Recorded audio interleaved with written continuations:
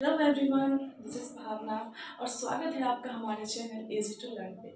तो हमारा जो चैप्टर चल रहा है वो ह्यूमन रिप्रोडक्शन चैप्टर है और जो उसमें जो टॉपिक चल रहा है हमारा वो है मेल रिप्रोडक्टिव सिस्टम।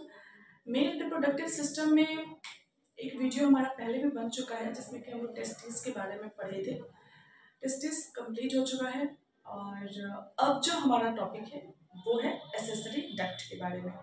तो टोटल अगर हम सिर्फ एसेसरी डक्ट की बात करें तो एसेसरी डक्ट का क्या काम होता है? एसेसरी डक्ट का काम होता है कि स्पर्म को ट्रांसपोर्ट करना। स्पर्म को ट्रांसपोर्ट करना किसका काम होता है? एसेसरी डक्ट का काम होता है। अब इस एसेसरी डक्ट में कौन कौन से डक्ट आते हैं तो उसके बारे में हम लोग जानेंगे। तो जो एसेसरी डक्ट होता है उसमें कुल मिलाकर के 4 डक्ट प्रेजेंट होते हैं। कितने? 4। कभी कभी क्वेश्चंस पूछे जाते हैं इस टॉपिक से, यहाँ से क्वेश्चंस आ जाते हैं कि बताइए कि जो एसेसरी डक्ट होता है मेल रिप्रोडक्टिव सिस्टम के अंदर, तो उसमें कितने डक्ट प्रेजेंट होते हैं? तो 4 डक्ट प्रेजेंट होते हैं।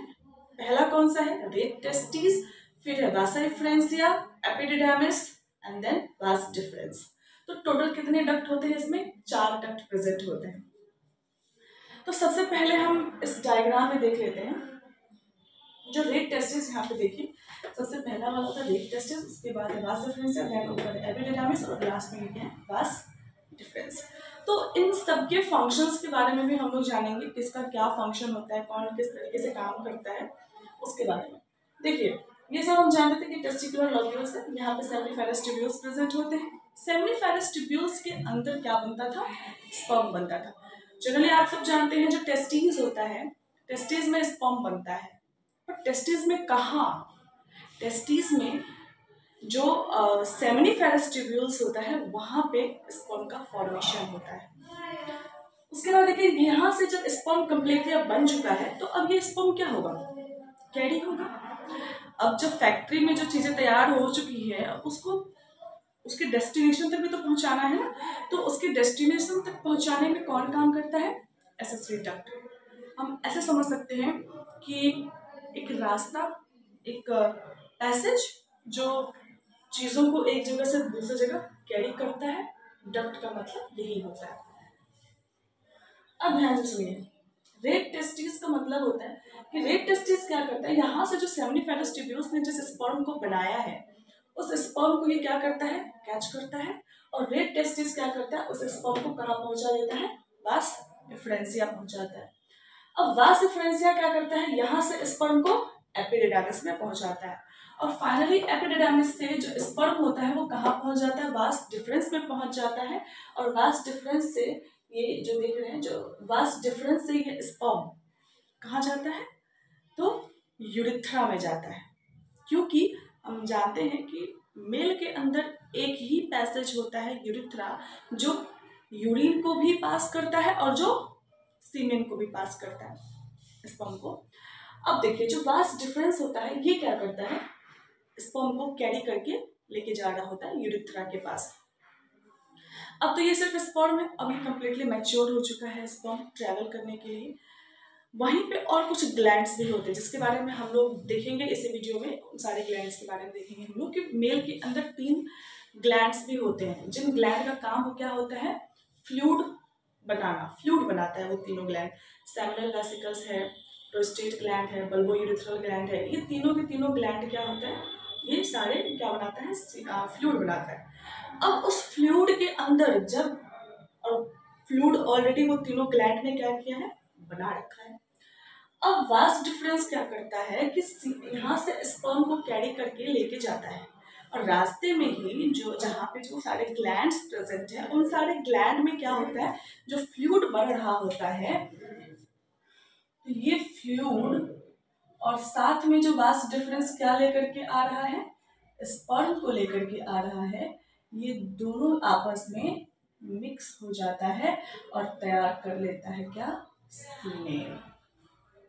ठीक है, यानी कि फ्लूइड प्लस स्पर्म क्या कहलाता है?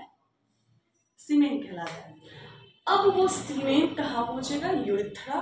और यूरिथ्रा से वो सीमेन क्या हो जाएगा? बाहर इजेकुलेट हो जाएगा।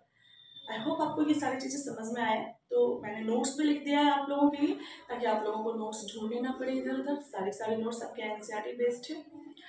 नीट के लिए हमें दुनिया भर का रामायण ग्रंथ पढ़ने की जरूरत नहीं होती है। हमें आप अगर अपने एनसीईआरटी को कमांड में करके चलते हो ना, तो मेरा ये दावा है कि 300 मार्क्स बायो में तो फिर आपके फिक्स हो जाएंगे। ठीक है, तो 360 मार्क्स टोटल होता है। तो अगर आप एनसीईआरटी कम से कम कवर कर रखे हो तो 300 से प्लस 300 प्लस मार्क्स आपके आ जाएंगे, ये मेरा दावा है सिर्फ नीट के बेसिस पर। उसके बाद देखिए, अब हम डेफिनेशंस देखते हैं इनका। आप चाहे तो स्क्रीनशॉट ले सकते हैं, ये नोट्स है, बहुत यूजफुल है। उसके बाद रेट टेस्टीज क्या करता है?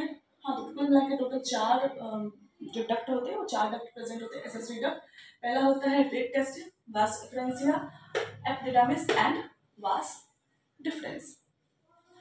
अब हम रेट टेस्टिस के बारे में देखते हैं कि रेट टेस्टिस क्या करता है। The duct that connect the seminiferous tubules of the testis to the vas differentia.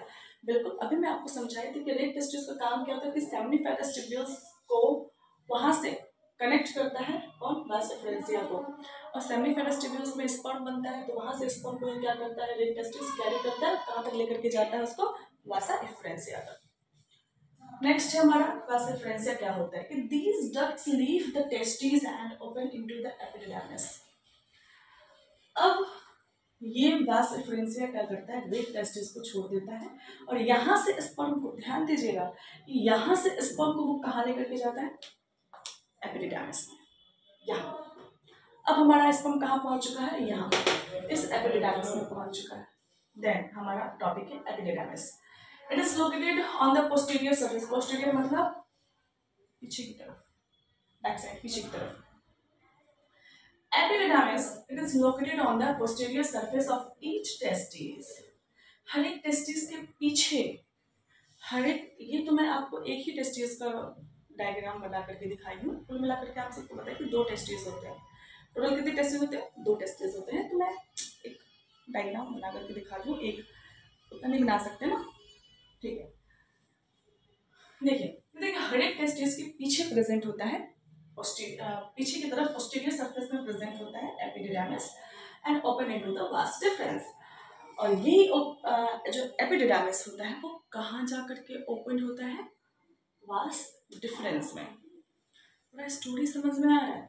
Seminiferous tubule से कलेक्ट किया स्पर्म, रेट टेस्टिस ने कहाँ लेके गया उसको, वास डिफरेंशिया, और वास डिफरेंशिया ने कहाँ पास किया उसको, एपिडिडामिस, और वो स्पर्म एपिडिडामिस से कहाँ पहुंच गया, वास डिफरेंस। अब देखते हैं वास डिफरेंस क्या करता है, इसका क्या काम होता है। तो वास डिफरेंस देखिए, it is a duct that ascends into the abdominal cavity and loop over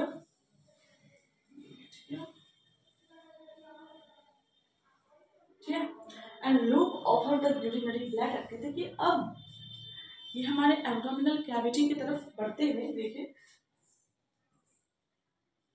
कहाँ जाएगा, ये यूरिनरी ब्लैडर के ऊपर लूप बनाएगा, मतलब उससे होते हुए वो गुजरेगा। It receives a duct from the seminal vesicles and opens into the urethra। कहते कि यहाँ पे जो हमारा जो लास्ट का जो वास डिफरेंस है, यहाँ पर एक सेमिनल वेसिकल से भी एक डक्ट अराइज होता है, और जो कहाँ जा करके मिलता है, इस वास डिफरेंस, ये दोनों सेमिनल वेसिकल्स के डक्ट और वास डिफरेंस आगे चल करके कहाँ मिल जाता है, यूरेथ्रा में मिल जाता है। और अब हम लोग देखते हैं कि बाकी के जो डक्ट होते हैं, इसलिए इन्हें बोला गया है एज अ इजैकुलेटरी डक्ट। ये इजैकुलेटरी डक्ट क्या होता है, अब हम लोग इसके बारे में पढ़ते हैं कि इजैकुलेटरी डक्ट क्या होता है। देखिए एक वैसा डक्ट है जहाँ पर स्पर्म स्टोर होता है और फिर वहाँ से वो ट्रांसपोर्ट होता है, कहाँ के लिए, तो यूरेथ्रा के लिए। अगर आपको याद हो, जब आपका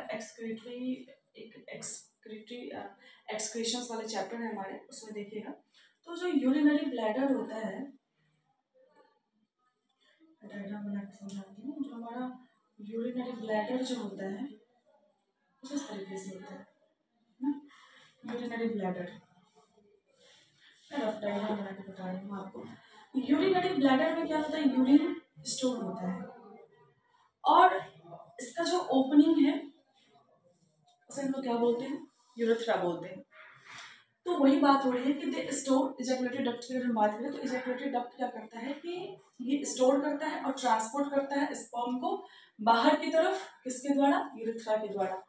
अरे मैं डायग्राम बना करके बताऊंगी मैं, आप इसमें भी आप देख सकते हैं कि किस तरीके से जो इजैकुलेटरी डक्ट होता है वो क्या करता है, स्पर्म को थोड़ी देर के लिए उसे स्टोर करता है और फिर उस स्पर्म को ट्रांसपोर्ट करता है। और कहाँ से ट्रांसपोर्ट करता है, उसको बाहर की तरफ निकालता है, किसके द्वारा, तो यूरेथ्रा के द्वारा।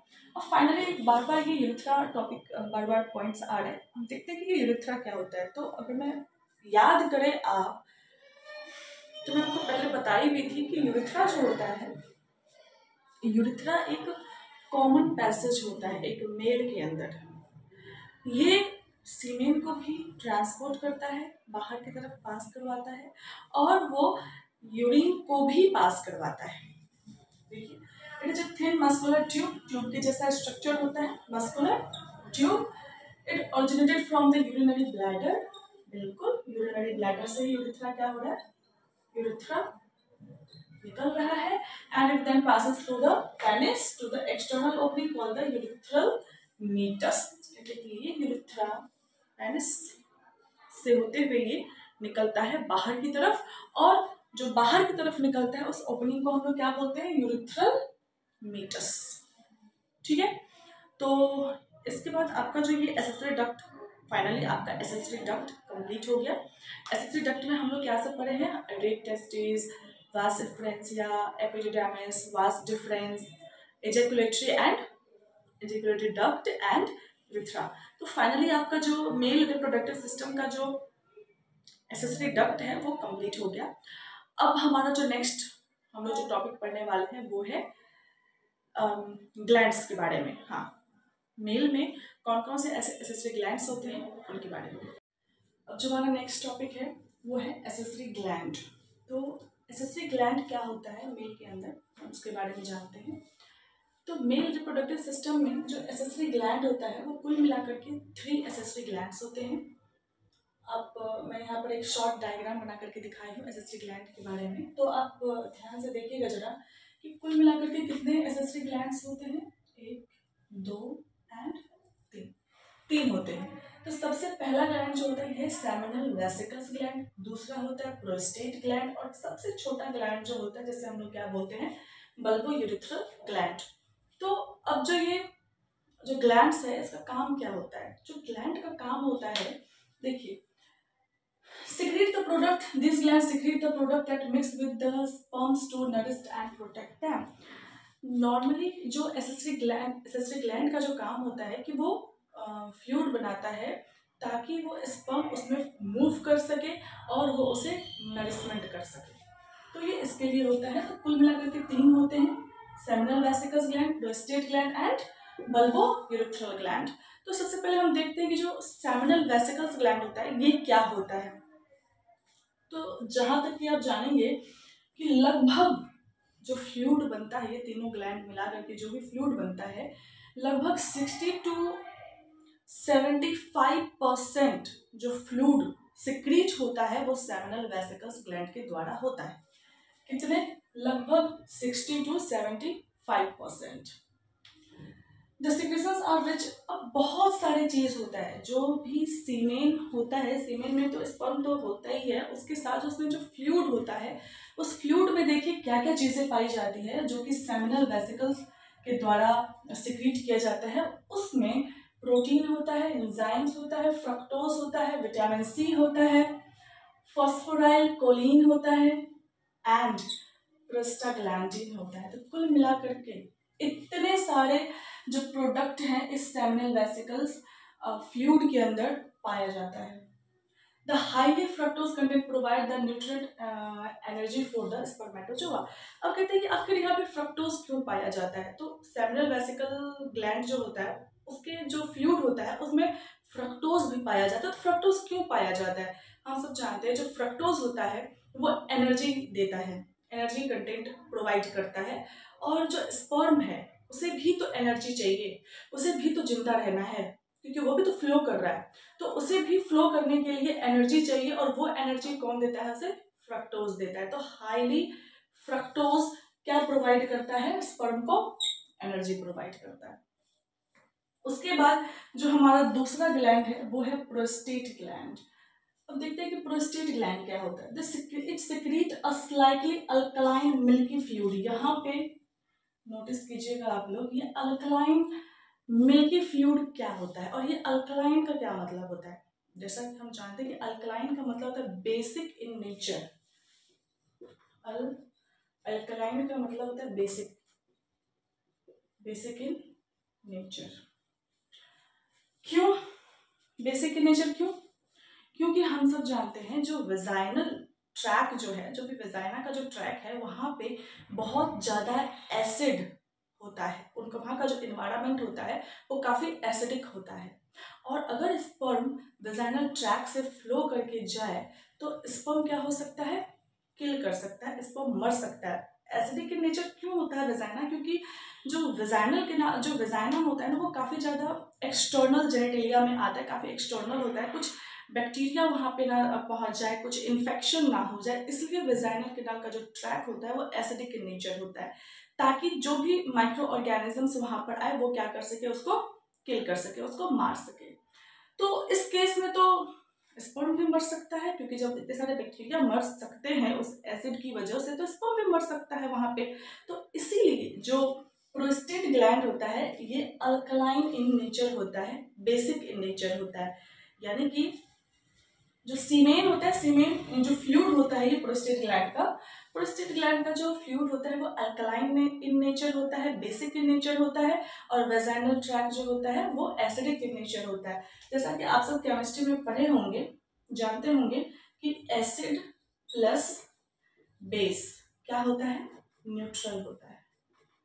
यानी कि ये न्यूट्रल कर देता है, ये न्यूट्रल होता है। यानी कि वेजाइना का एसिड और प्रोस्टेट ग्लैंड जो अल्कलाइन इन नेचर होता है, तो ये दोनों जैसे ही मिलता है वो क्या हो जाता है, वहाँ का एनवायरनमेंट कैसा हो जाता है? बिल्कुल न्यूट्रल हो जाता है। अब जैसे ही वो न्यूट्रल होता है तो अब तो स्पर्म को कोई दिक्कत नहीं है, तो उसको जाने में कोई परेशानी नहीं है, वो आराम से निकल सकता है, वो आराम से जा सकता है। उसके बाद the secretions also improve the motility of the sperm. कहते कि ये जो फ्लूइड है, इनका जो सिक्रीशन है, ये एक चीज में और हेल्प करता है, मोटिलिटी का मतलब होता है मूवमेंट। स्पर्म को मूव करने में जो हेल्प करता है वो ये सारे ग्लैंड होते हैं, उसको एक फ्लूइड देता है, मोटिलिटी में भी ये हेल्प करता है। और जो हमारा सबसे लास्ट ग्लैंड होता है ये है बल्बोयूरेथ्रल ग्लैंड। अब देखिए बल्बोयूरेथ्रल ग्लैंड का ज्यादातर काम क्या होता है? Lubricate the penis and neutralize any residual acidity in the urethra. Mainly questions यहाँ से बहुत ज़्यादा पूछा जाता है बल्बोयूरेथ्रल ग्लैंड से कि बल्बोयूरेथ्रल ग्लैंड का क्या फंक्शन होता है। तो बल्बोयूरेथ्रल ग्लैंड का फंक्शन होता है लुब्रिकेशन ऑफ पेनिस। तो बल्बोयूरेथ्रल ग्लैंड के जो भी सिक्रीशन होता है उसी की वजह से जो पेनिस का क्या होता है? लुब्रिकेशन होता है। और साथ में जो भी एसिडिक चीज़ें होती है, एसिडिटीज होती हैं इन द यूरेथ्रा, उसको भी ये क्या करता है? न्यूट्रलाइज करके रखता है। तो इसी के साथ हमारा जो मेल रिप्रोडक्टिव सिस्टम है वो फाइनली कंप्लीट हुआ है। और ये वीडियो आपको दिख जाएगा मेल रिप्रोडक्टिव सिस्टम पार्ट 2, क्योंकि पार्ट 1 हमारा टेस्टिस वाला बन चुका है और ये वीडियोस आपके आएंगे और आप देख सकते हैं मेल रिप्रोडक्टिव सिस्टम पार्ट 2। तो देखिए आप लोग। Thank you.